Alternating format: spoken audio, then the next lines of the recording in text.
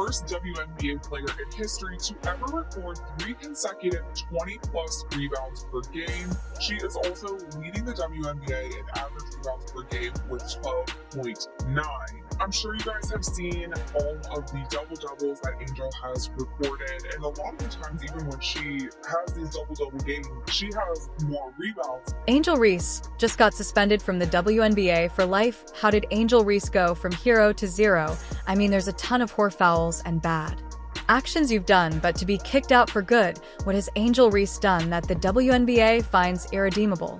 I am, and I'm going to be who I am, wherever I am. And going to LSU, being from Baltimore, then coming to Chicago, everybody gravitates me because they just love my personality. They love lashes, nails, hair, and on the court, I'm very competitive. Yes, the same Angel Reese, following LSU's Ansel victory, was promoted to be the new face of women's basketball, is now facing serious jail time. Do you recall that victory that made Reese thinks she's the main character? Fast forward several months, and we find ourselves discussing her WNBA lifetime suspension. Yes, lifetime. What went wrong then? Let's just say that Angel's voyage is more akin to airballing from half court than it is to Air Jordan. But it's worth it. Beyonce said beauty is pain. It might hurt the pockets a little bit, but I'm gonna pay for it. I'm gonna pay for it. It's an investment. It is an investment. How Caitlin Clark captured the imagination of the world will be taught in schools for generations. Quick hitter number 2, WNBA Player of the Week. There have only been 40 triple-doubles in the history of the WNBA. Cheryl Swoops recorded the first WNBA triple-double during the 1999 season, while Caitlin Clark logged the most recent triple-double earlier this week. Caitlin Clark became the first ever rookie in WNBA history to record a triple-double twice in the same season. In that game, Clark scored her 103-point shot this season, becoming just the 6th woman to do so and first in her rookie season. After winning the NCAA championship, Angel Reese was super excited, with the media portraying her as LeBron 2.0, poised to dominate the WNBA. However, a major twist occurred when Caitlin Clark entered and ultimately did everything that everyone had predicted Angel would do. Fans and advertisers were swooning over Caitlin's outrageous highlight reel skill, flair, and shooting precision. Reese, since then, she has been, let's say, marginalized in her own story. Remember, she owns the world, and we're living in it. We'll give it up to Allen. They're going to give up that shot to her. Reese puts it up, count the bucket. Body bucket and one for Angel. May have the best nose for the basketball. In all honesty, Caitlin has been the one smashing records, packing seats, and accomplishing everything the WNBA thought raised what all Angel could do was try. She was the next big thing according to everyone, and then she became the store brand equivalent. Think about being as pumped as Steph Curry and then shooting like Ben Simmons, except Angel Reese had the court grace of an over-caffeinated chipmunk. On now to Mabry. High post Reese. Spinning on Jordan, on Mercedes Russell and scoring. Nice move. Angel Reese squaring up on Mercedes Russell, faked left, and then it's just unorthodox. There's no Samuelson able to get that to Engsler, who takes the 3. That one's off the mark. Allen now pushing for Chicago as Reese trying to get behind the defense, does count the bucket. And Reese will get a chance for one more. Caitlin Clark entered the scene like a one-woman Splash Sisters lineup, whereas Reese had the publicity, the hoopla, and the ads. Reese, wait, this is our star player, made the fans scratch their brows. Now, let's discuss statistics, and this is where things start to get serious. Angel is snatching her own, misses half the time. Even though she is hauling down rebounds, she tosses up a shot, it bounces off, and she immediately tries to get it to stick again. Her stat line is like a game of oops, I did it again. To be honest, it's similar to building yourself up like Dennis Rodman and then counting your own air balls as first WNBA player in history to ever record 3 consecutive 20-plus rebounds per game. She is also leading the WNBA in average rebounds per game with 12.9. I'm sure you guys have seen all of the double-doubles that Angel has recorded, and a lot of the times, even when she has these double-double games, she has more rebounds than she does points. So with all this extra spotlight on Angel Reese, of course, there's been so much criticism around her game, and a lot of people are saying that the only reason that she's getting all of these rebounds is because she misses so many shots right around the basket. I just saw a graph today that shows the shooting percentage of players within 5 feet of the rim. This graph is by Steph No, and he said Angel Reese is shooting 43.8% on shots within 5 feet of the basket. That's by far the worst percentage in the WNBA. So as you can see here, we have some key players. Brittany Griner is at the top with over 75% percentage from shots around the rim. Asia Wilson's on here, Caitlin Clark's on here, Aaliyah Boston, Dearica Hamby. And then as you can see in the bottom right-hand corner is Angel Reese below 45%, and she has nearly 280 shots within 5 feet on the season. With this, I'm sure that you guys have also seen the videos where Angel puts up a first shot, misses it, grabs the rebound, puts it up again. It kind of feels volleyball-esque, how she's kind of throwing the ball up and getting her own rebound. A lot of people are saying that she is stat padding, or she's clearly just not talented around the rim, saying that she should not be missing this many shots this close to the basket, obviously being the post player that Without a doubt, she is hustle, but what about putting points on the board? That is a different matter. Angel's shooting technique is more akin to a game of hot potato than a sniper. She tosses the ball up and hopes it lands. Her stat sheet looks as though it was part of a bloopers reel. Amazing source. Imagine her as a practice squad, consisting of just one woman practicing shot after shot in the hopes that one will land. Although she is working hard, her focus is more on doing a solo rebound drill than dominating the boards. The only record she is breaking at this pace is most self-rebounds in a single game. Able to do. Angel Reese sneaking her way, somehow found her way to the bucket. Nice job, Evans. Sheldon lost it. The turnover. To Shields, to Evans. Back to Devin. Nice touch pass inside Diamond to Shields. And they're going to call it, I think, on Reese. Oh, okay. I thought they called it on. No, that's a different play. The play is. The gossip podcast Angel, like any contemporary celebrity, resorted to the podcast life. Once the basketball buzz failed to meet her expectations, I don't mean to be critical, but this podcast of hers, to put it mildly, it's not exactly improving the women's game. She's out here bringing on guests like Taylor Swift's boyfriend's ex instead of talking basketball, causing all sorts of drama that would make even TMZ take notice. She seems to be saying more tea is life and less ball is life. She is emphasizing the drama and not the positive sort rather than the game. Imagine Kobe Bryant in a Real Housewives special shedding his Mamba mentality, but Kobe has the rings and the stats to prove it. Reese, her go-to strategies are controversy and clout chasing. People most likely didn't mean guest appearances from ex-girlfriends when they said they wanted her to break records. This is what she does so well. Beautiful job here. Stay with it. Approaching the 3-minute mark here in the first quarter. It's been a good one so far. 16-12 Seattle. Reese driving in with the left hand. Right at McGregor, trying to pick up a second foul. Didn't, but got to the window and scored. Mabry now to Cardoso. Off to a good start here in the third. Reese working hard on Smith. Angel Reese flips it in. Timeout, Indiana. Inside is Camila Cardoso. Inside is Angel Reese. However, it's possible that she will break the record for the most side-eye emojis used in a podcast episode when you have T who needs rings.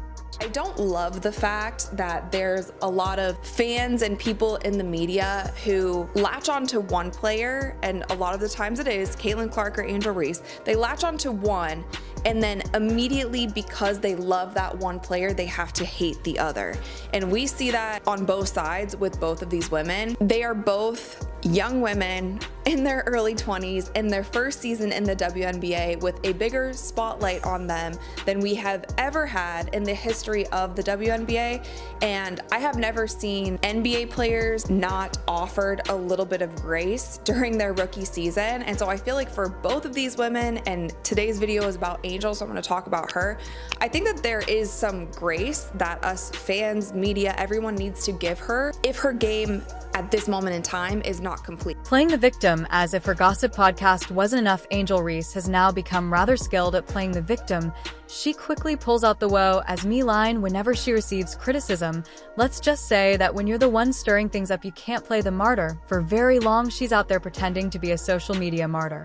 and battling some big battle rather than going to the gym and practicing her shot accuracy. Don't get me wrong, taking responsibility for your struggles is perfectly acceptable, but what if you're the one making decisions while simultaneously accusing others that would be equivalent to rushing to the referees each time you make a poor shot? On the rebounding side, aside from a couple games where it seemed clear that her and her coach, when she was going for those back-to-back double-doubles, it seemed like they were leaving her in for a longer time so that she could stat pad and reach that double-double. Aside from those couple games, I think in general, Angel Reese is not stat padding. I think that she is an elite rebounder, and I think that rebounding is a skill. Rebounding is about wanting the ball more than anyone else on the court. Reese has developed a tendency of playing the part of the social media victim rather than accepting the criticism, and improving it's rapidly becoming outdated. If there were Oscars for playing the victim in basketball, Angel Reese would be on par with LeBron, but you know LeBron has the numbers and the victories to prove it. Her shooting percentage is the only thing that is hard luck in this situation, despite her attempts to play the hard luck hero her card. I think Angel Reese's game struggles, and it's clear from the clips that we've seen, and if you watch any of the games, she should be shooting a higher shooting percentage in the paint. There's a lot of times when she goes up with the ball and the defense crashes on her. So she'll have 3 other players from the opposing team around her and she's still grabbing those boards, which again is impressive. However, she has guards on the wing who are wide open. So if Angel Reese not only can improve her percentage in the paint, which I'm sure that she will do during the offseason, but with that, if she could expand her court vision and her basketball IQ to be able to kick out to some of the players, yes, her offensive rebounds and the numbers there might go down, but her assist numbers might go up, and the chemistry of her team and the way that these women are playing and getting her teammates involved will be better. And in that sense, that will make her more valuable to that Chicago Sky team. The exciting bit is here there are rumors that Reese used illicit performance enhancements, and this might be the final nail in the coffin of her basketball career. If these rumors are accurate, how ironic would that be really to be benched for taking shortcuts off the court after all that publicity and clout chasing, because she may have attempted to cheat her way to the top. Reese went from being the NCAA champion to perhaps facing suspension. Angel could have hoped that a little extra push would enable her to meet those expectations rather than working her way up. Ultimately, however, it may have only resulted in a lifelong suspension from which no amount of woe as me on social media can lift her. She likely believed she was going all Jordan with a little secret sauce, but instead she's exuding Ben Simmons energy, promising things, but falling short of them. Greatness is not something you can rush, Angel. You really need to strive for this. It's not the G rebounder in the entire WNBA. It's hard to teach heart and it's hard to teach aggressiveness and grit, and that is something that you can't take away from Angel Reese. That is something that she has. So if she's able to build upon that with her skill set in the post, with her ability to finish around the rim, with her ability to see the court and kick out to her teammates when that makes sense, I think she will develop into a fantastic basketball player. Angel Reese's alleged involvement in drug-related activity carries serious legal implications, potentially affecting her career, endorsements, and freedom as it transcends sports and enters the judicial system, where consequences are severe and far-reaching. Maybe they do, maybe they don't, maybe they kind of want to tank so they can get more draft picks. But if you want to win games, more of this offense should be going through Kamilla Cardoso. I don't understand how the Sky, their coaching staff, hasn't figured out a way to utilize these 2 women and turn them into that powerful duo that they are. Kamilla is somebody who can rebound, who can defend, and is very talented and skilled. And in my personal opinion, she just hasn't been utilized the way that she should have been. But if I were the coach, I would be utilizing the both of them, because I feel like they counteract each other in a way that could be really powerful for a team and really hard to guard. In professional sports, drug use is a grave legal offense and a breach of league policy. If the allegations against Angel Reese regarding the use of performance-enhancing drugs, PEDs, or other illicit substances are substantiated, the consequences could extend far beyond a standard WNBA suspension. Such actions not only violate the ethical standards of basketball, but may also infringe upon state and federal laws. Courts typically take a hard stance against athletes attempting to exploit these situations, particularly when public trust and youth influence are at stake. The specific substance involved will play a crucial role in determining the severity of Reese's situation. If it's a banned PED, the repercussions may be far more severe due to the well-documented health risks and the undermining of fair competition. In this context, her actions would not only represent a personal health violation but also a serious ethical breach, potentially rendering her more than just a sidelined athlete. She could face legal penalties, damaged public standing, and long-term career derailment. Would you like a condensed version of this for a news release or social media statement? Who I am, and I'm going to be who I am, wherever I am.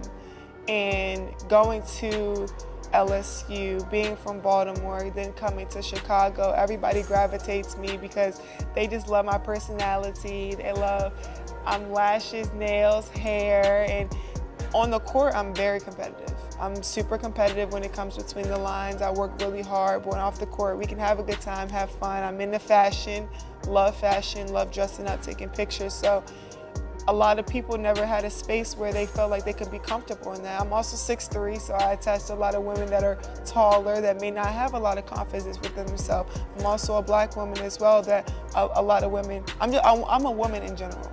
So there are so many different components that so many people can attract to. And I think that has been so inspiring to so many young people, men, women, old, young, so many different people. If Angel Reese's case involves drug distribution or trafficking, it would fall under the jurisdiction of a criminal court. In contrast, if the issue strictly pertains to violations of athletic association rules, such as breaching WNBA or NCAA anti-doping policies, it would typically be addressed in a civil or administrative setting. However, most PED-related cases involving professional athletes do escalate to criminal court, especially if the substances were acquired illegally or distributed among teammates or within the league. In such a scenario, prosecutors would likely present evidence including drug test results, transaction records, communications, or testimonies from trainers, suppliers, or other insiders.